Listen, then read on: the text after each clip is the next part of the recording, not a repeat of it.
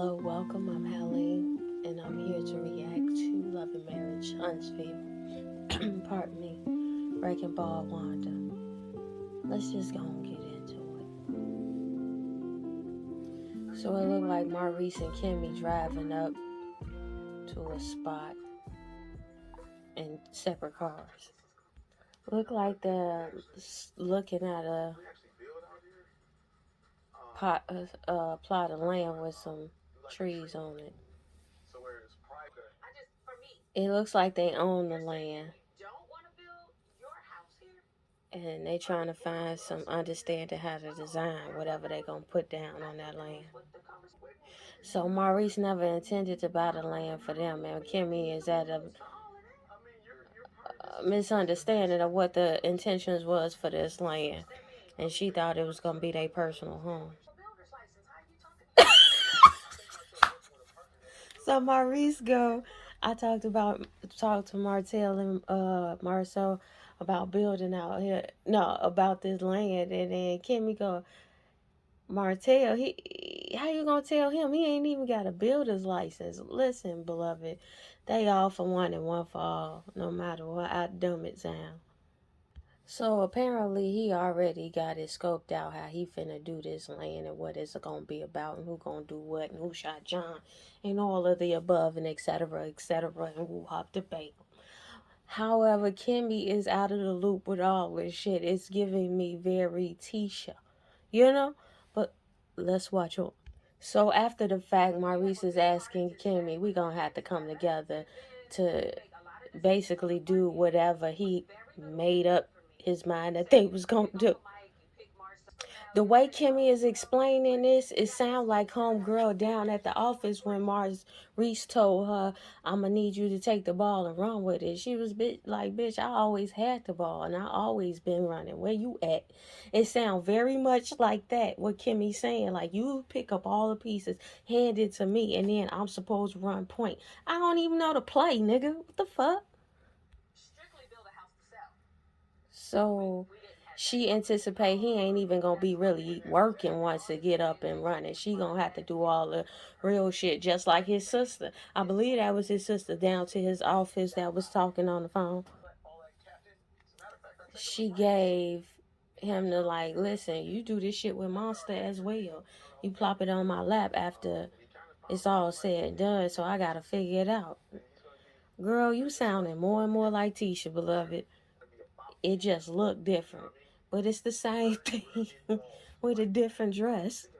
So as she addresses what she said about how you be plopping shit on my lap concerning your son, you come around and tell me shit afterwards. Now he gonna go, speaking of all his work, can I'm gonna need some help with drop off. And she go, don't play with me. Girl, he ain't playing. You know how that nigga is. And you know that's what it is. That's why he keep doing it. Cause you set your ass at the table and didn't follow him out the restaurant when his baby mama came through. You didn't fuck her, he did. She's saying that they need to communicate better in regards to what he has outlined for her. Let's put a pin in that. Girl, beloved, you keep showing up, it sound like. And on the flip side of what's going on with Tisha, it's in both of the coin, it's this disregard for your partner. But this is how I want my partner to show up. On Marie's side, I want you to do all the work concerning my business. Anything, my household, my business, my whatever. I want you in charge once I drop the duties off to you. And you supposed to carry the torch, most obviously. And on the flip side, Tisha get left out of shit and supposed to understand what the fuck is going on after the fact. Just the same thing, different, way the pig is painted. But so it looked like we down to Martell crib or his mama crib with all the kids. Martell got that southern in him to the rooter to the tutor. He go, no, yes sir. You go, my grandma like that. She from on my daddy's side. They learn yes ma'am, no ma'am. It's always yes ma'am, no ma'am around there. But up, but on my mama's side is auntie, uncle. It's different. What is wrong with knowing how to do girls' hair? See, that's that. Bless your heart. I guess there has to be a line you draw in the sand on what you'll be knowledgeable about. And you drew it at knowing how to do your daughter's hair. Bless your heart. I guess he said he gonna learn how to do it after all. Now Martell sitting with his mama conversing. I don't know what the heck. Well, y'all just bullshitting the bullshitters amongst the three of y'all when y'all were discussing depression. Because Marceau in this conversation with his mother goes, Maurice thinks he might be depressed, but there's a thin line between working too much and depression, and the three of us really might have to seek something, or something he said be depressed, and then he said, but I don't think any of us are depressed. Then what the fuck is you bringing up depression for amongst the guys then? If y'all not really toiling with the sentiment of melancholy, nigga, it's okay. He is. Why are you scared to say I may have been on my low day? And them days might be accumulating for me. And maybe I need somebody to give me some tools and exercises to grab hold of my raft and be ashore. Why y'all scared to say that? Y'all weak. We see your weakness anyhow, no matter if you state it or not. You come through flawed. We see you. You human, nigga. You not Superman. And even that nigga had kryptonite, so calm the fuck down and get some help. So he said he leaning towards therapy. That's probably why he was pussyfooting around discussing this with him. Because as soon as he said he was thinking about the therapist, his mama go, "You don't need no therapist. You be your own therapist." Bless her heart. You looking at your son and thinking he don't need help from somebody. Bless your heart. This fool gave up his life for a sad family. Like, he don't need therapy. He fresh out the trauma that he created. I guess. So mama basically saying it's cause he busy. He so fucking busy. He so busy. You gotta take the time to slow down. Yep. I see what it is. I see. Partner Huntsville. I see. So basically Martell was round there picked doing whatever Melody said according to Mama, and Mama wasn't really feeling that. I think this is why Martell feels okay with being an asshole. Girl, if you don't tell your son the truth, you was just like you and your son the same. Last year you was talking about how you mad that he broke up the family. Now you mad at Melody. Fuck both of y'all. And I don't even like Melody like that. So the mama basically told him, listen, I heard one of your babies coming to me talking about my mama got a song. What the song about, she say? And the little boy said the words, I guess, and she go, oh, he just singing about your daddy. What make you think that's okay? Even though he ate shit, but girl, bless her heart. Bless. Here's the thing, I'm not mad that the kids know it's about their dad. It's just like, why would you want you to be involved in any regard? Why did that even have to be in their psyche? If she's singing the song, like, oh, you think you like the song? Why does your first mind go, she just singing about your dad to some children under the age of 8 years old? Who, 9 years old? Are we serious? The son must have said, no, Grandma, no, that ain't it. Martell basically was like, why would you tell him that? She said, take that up with your ex-wife. We down to Scott Emporium, Maurice office, I assume. And Martell came down there. I guess they down there for this therapy session, but let's see. So yeah, that's what I assume. They down to the office to have therapy in an unconventional space to feel more comfortable for Marceau. But how much you want to bet Marceau don't slide? So Marcel basically said he ain't coming because Dr. Francis ain't suited to listen to men, basically. Or he only suited to listen to women and men who think like women. These y'all kings. Is this your king? Huh? Bless your heart then, okay? So Maurice is explaining to Dr. Francis that he's not sure if he's depressed or not. He's just measuring according to general perspective of what he thinks depression is and what Marceau was saying. And Dr. Francis is asking, based on this, is this why you're thinking that? So Maurice is saying that him having the life of a high achiever, or anybody who has the life of a high achiever, has this continual perpetual stress. I think that is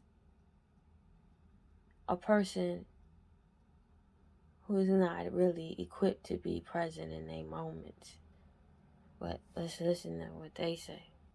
So Maurice boasts that he almost it felt like a boast, or it could be a fact of I never thought of it like that.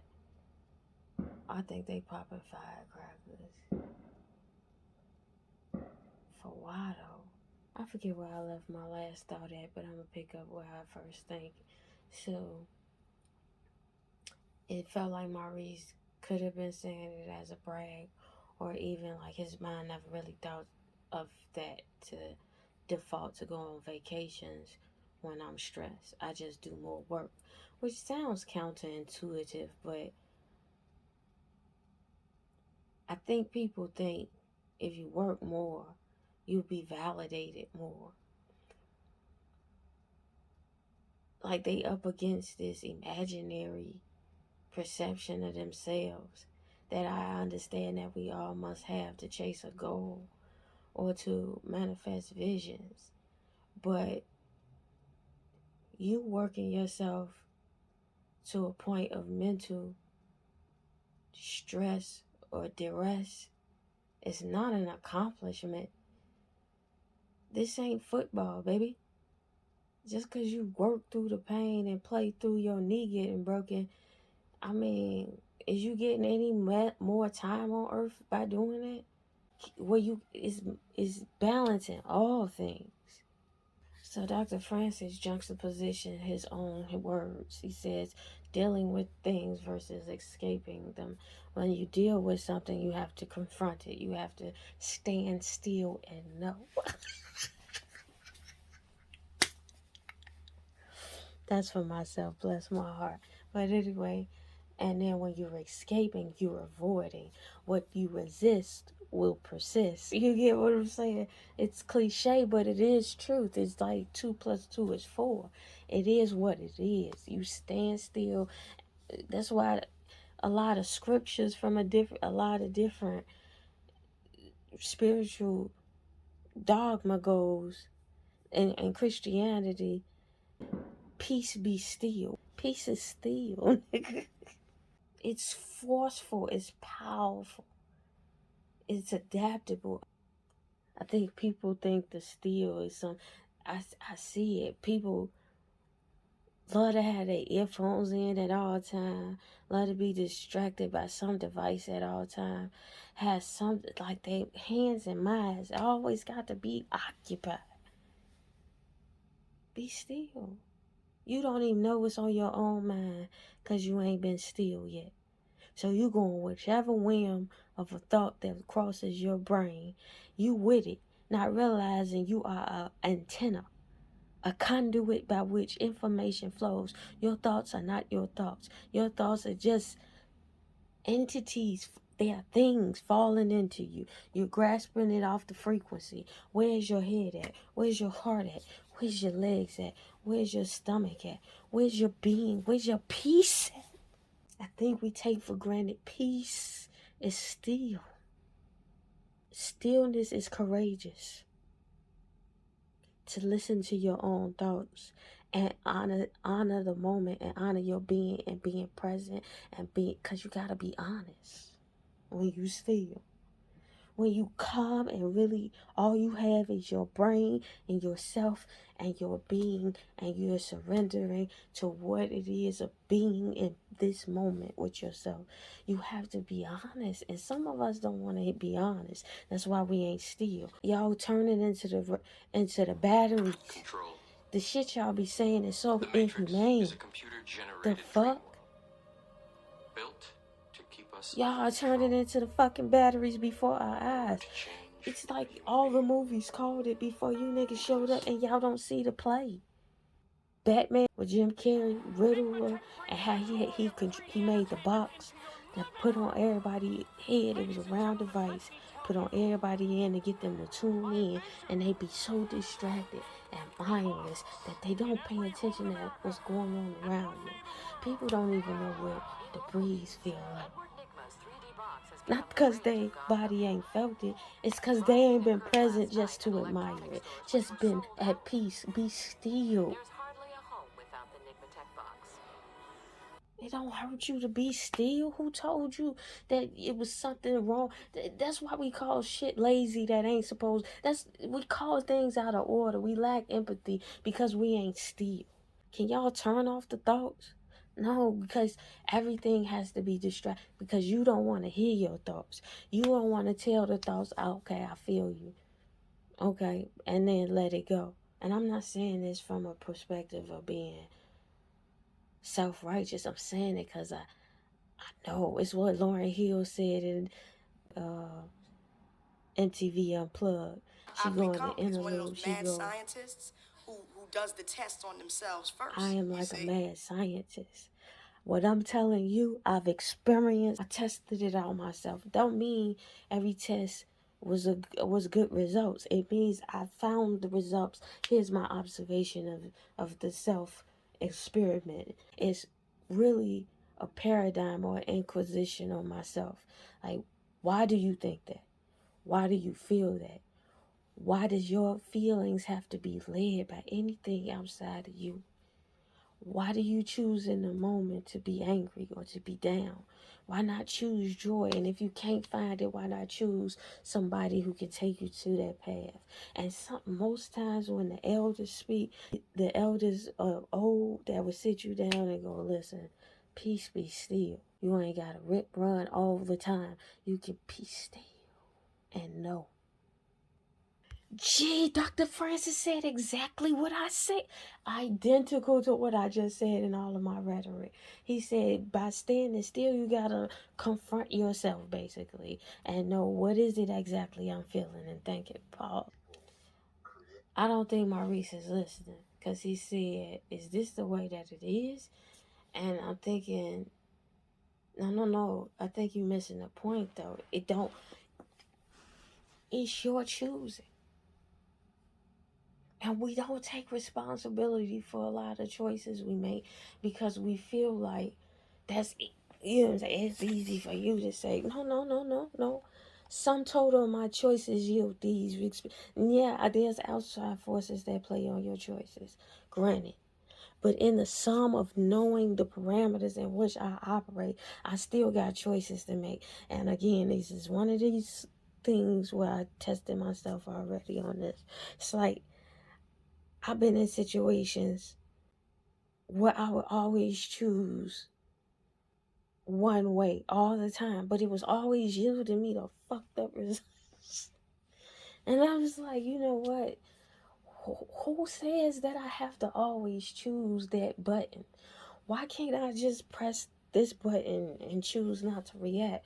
Who cares what who thinks? I care how I feel. And I don't like how I feel. I don't feel like that's a good choice for me because the results is telling me these pains ain't for no gains. We don't take into account the pattern of our own behavior. If it don't feel good, you change the decision.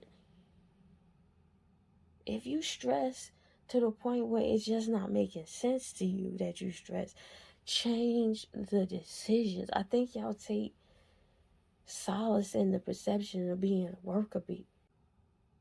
I think they think it's honorable to work themselves to wits end, literally. That's not honorable. Dr. Francis preacher. I heard a word. Listen, he said what I just said. So he looks at his marriage as a competition to his vision for his goals. And Dr. Francis like, nah. Nah. Dr. Francis called it. She don't even know she in competition. Last she heard, you just dropped off some shit in her lap that she ain't had shit to do with. She thinking it's one thing and it's a whole nother, but she in competition. Okay. Dr. Francis say this nigga got two wives, G. Cause he can't even take a vacation. He can't take a vacation. Dr. Francis, no, he preached a word. He heard a word saying, girl, you'll be fine. Well, bless Dr. Francis' heart. He got Maurice to see this nigga ain't talking to his wife appropriately. She needs to get all the info up front. Dang, Martell. He bring up Melody need to hear what Maurice is saying. Maybe she do. Maybe she do. Dr. Francis said what I said, so I ain't gonna run on. He just said change your view of you and it'll all change the reality around you. Be still and know shit. Just be still. Not every thought you supposed to hold. And only serve the thoughts that serve you best. That bring the light and shit into your life. So they down and running this Destiny's race. They really wasn't trained for this. It's the walk. So the in-laws hug. Martell in-laws hug. So Melody and Tiffany finished down there near the front. Tisha had slight shade to Tiffany and Melody and the way they cheated. She go, I guess it's a different path to success for different people. Bless your heart. So Tiffany brings up the fact why every time we get together y'all gotta argue. And then Destiny come in with a cape for no reason talking about it's the Martell show. Nigga, leave it alone, Destiny. That ain't your drama. Take yourself out of that. I'm with Mama Ho, bitch. Stay your ass the fuck about their marriage. You caping for it's very unnecessary and it's unwise too. Like why? I'm with Mama Ho, bitch. Don't get beside yourself. You cool and all, but this ain't your war. You ain't got a piece in the game. And if you do, please play it properly because you're beside yourself. You moving diagonally across and every which way instead of that one step out the way. You know? However, that whole mother excuse, I am a mother, she is a mother as well. So, mother, calm down. That part is unnecessary too, but don't. None of this could have been in motion if Destiny kept herself out of it. I thought you stopped playing referee, beloved. No, little boy. See, you just said I'm a grown ass man. Destiny should know. Watch how you talk to me. No, your mama caped for you, beloved, and you scurried along and to the other side and let your mama speak up for your behalf. So forever slice it, dice it, mix it, flip it, spit it, and chew it. It come out all the same. Your mama stood her ground on your behalf. She was your bodyguard in that moment, and you scurried out like a rodent until you felt comfortable to come back because she made a way. Gee, that's what I just said. I got to give it to Tiffany and her husband because they said exactly what I just said. Mama Hope came through and he got out the way. Talking man shit. You keep saying this man shit because you don't know what man shit is, but you running behind your mama at this tender age. Bless your heart. And so Wanda popped her ass up between Melody and Martell's mamas talking about, hey girls, hey mamas, what y'all doing over here? Wanda is on assignment, and I'm not, cause before I see the shit, I already know what it's gonna be. Wanda showed up for her check. She needs to be paid accordingly because she willing to play the goof and do shit like this. But let's watch. Wanda ain't shit. Wanda but I go, hey to Martell mama. Martell's going, mother go. You know, we got people talking about babies and Wanda go on the low.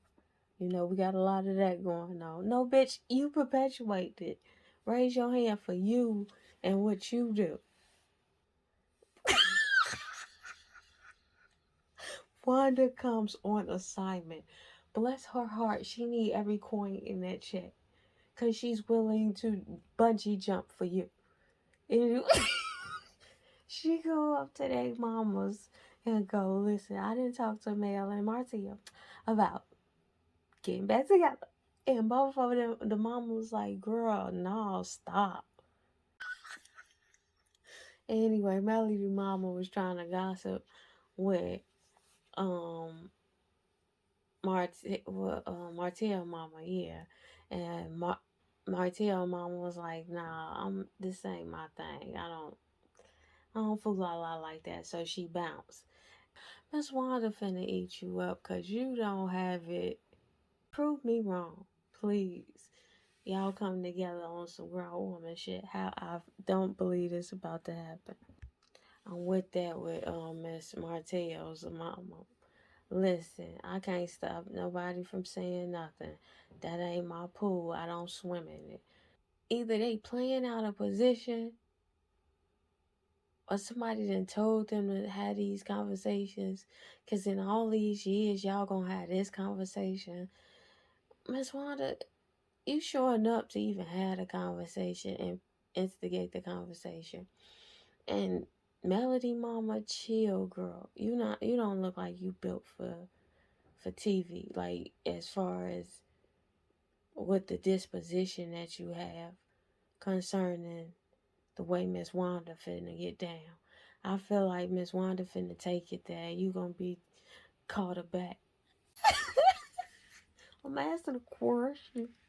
Listen, Miss Melody Mama, no ma'am. Leave Miss Wanda alone. I know it's uncouth. I know it's beneath you, but if it's beneath you, don't engage it, beloved, because you don't fight that style of boxing. It ain't yours. Leave it alone. Because Miss Wanda ain't got no shame in what she do. So it ain't no way you can take it there. So Melody Mama go, I don't do ghetto. Because Miss Wanda said some things about her sleeping with a married man apparently. What else she say? That she cheated or something. Girl, she was saying all of this. So Miss Melody Mama go, listen, I don't do ghetto. But you do because you stood there and engaged it. You do it. You do it. For whatever Carlos King told you to do and the producer said do it. You did it. You do ghetto. Because you could have been just like Martell Mama, and I ain't always in agreement with that woman. But one thing I honor in the real world is when a bitch mind her own damn business. Listen, what you think ain't none of my business. Bless your heart, I'm in my lane. Stop watching over here. You engaged, Melody Mama. You engaged. You do ghetto. Apparently, Martell Mama don't do ghetto. Miss Wanda's French roll is taking me out. Girl, you came of age in the early 90s, didn't you? Miss Wanda got her face beat down to this confessional. And the wig is sit like out of all the mamas, she get the cake on this one.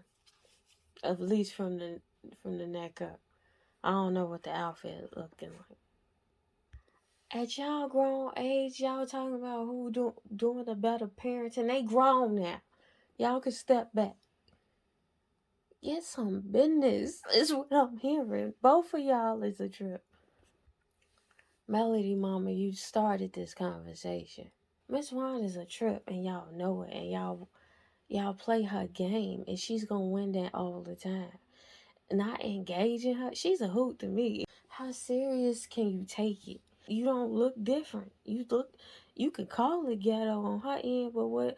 Just cause yours come with a more refined accent, it's different. No, you play her game, G. Why? Y'all old as hell. This is corny. Yes, Wanda knows the assignment, but it's corny, Wanda. I know you'll do anything to scratch and survive. It's good times. I get it. Ain't we lucky we got him, but no. Sometimes the assignment calls you to just be still. And you engage, Miss Melody Mama. So to try to differentiate yourself that you somehow more sophisticated, no girl, you are just as culpable. You started it, ho. Girl, she's over here being very ghetto at me, is what Melody said. Melody Mama said to Melody about Miss Wanda. Listen, girl, that made no sense. Something about that sentence, subject, verb agreement was. I get what you was trying to say. It's very playground. Is there ever an age where we age about it at? Girl, I would be ashamed my child could vote any age could vote. What's going on over here? I'm engaging in something like that. Girl, don't even worry about it. What's going on? Stay out of grown folk feelings with you. Bless your heart and all your parts. So Melody mother basically put out something about saying I don't do something about talk about you and your boyfriend and your husband. And Wanda go, I put that on social media myself. Girl, none of this matters in the scheme of things. What is Miss Wanda to you? She ain't none of y'all mother-in-laws. She ain't got nothing to do with the family. So why do you care what Miss Wanda thinks? Why does anybody? I said this in the last review when Kimmy and them was engaging Miss Wanda. At what point does it get old to y'all? Cause it only works cause y'all give it life. You get on with her, G. So Tisha said she's been a cyberbully to Melody's mama, and Melody mama do give me slight image. They all give me immaturities. Don't let me not just put it on Melody mama. All of them give me immaturities. So it's like nothing's gonna get resolved. So Melody mama, I believe, is overreacting because Tisha put her hands on her, and she said, "Don't put your hands on me, girl." Melody, take your mama home. She need a nap. She need a nap. Tisha said what I said. She said her mama called my mama ghetto, and he said, "Girl, just because you can articulate well, don't mean we ain't from. Just because I can articulate one way does not mean that I'm separate from the experience of you." And Tisha essentially is saying that. And girl, you just as ghetto. So what? You can elocute and pronounce better than her mother. But at the end of the day, and yes, Miss Wanda is willing to take off her earrings apparently and throw down and take off her boots and get it popping. But that doesn't negate the fact that you engage in this element. What's that saying? From a distance, we don't know who's who. When you argue with a fool, cool. Like you not too wise. Y'all too old for that. I think they were trying to prove a point by knowing who she is and still engaging in it. Like it's gonna be something different. Like you gonna be the one to change Miss Wanda. And it's not. Not saying it's good, but until y'all distance y'all, so y'all can give her consequence by not fucking with her. Anytime you see her coming, just go the other way. Don't allow her to engage. Tisha speaking sense. She go, girl. we represent each other. I can't have you out here fighting these streets. While Wanda said you talking about your you better tell your girlfriend slash snake slash friend or something. It's like, girl, Tisha basically said that ain't cute either. Tisha taking the reins with her mama. Listen, you don't talk like this. Don't bring this up. I'm tired of arguing. Leave that shit where it's at. I'm tired of you showing up knowing the assignment. Sometimes miss class. Have a ditch day. Leave that shit alone. Tisha went down to the confessionals and was like, listen, you can give me the advice, but handling my business on my behalf, that ain't none of your business. And we're going to have to amend the understood parameters of how we're going to operate in each other's cipher. Until further notice, you are dismissed indefinitely from any group events. So this episode seemed to be decent. To the ethos, tell the future I said so.